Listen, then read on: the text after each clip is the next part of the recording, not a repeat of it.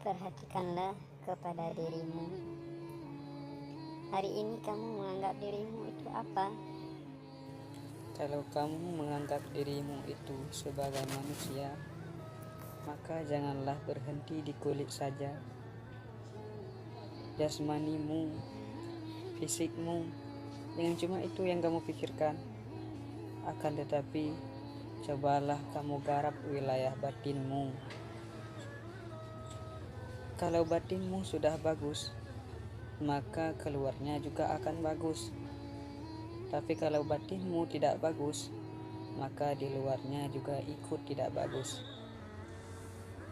Maka perhatikanlah kepada batinmu. Karena kalau batinmu bagus, itu bagusnya tidak di manusia saja, tapi di sisi Tuhanmu, kamu juga diakui sebagai hambanya yang taat dan saleh.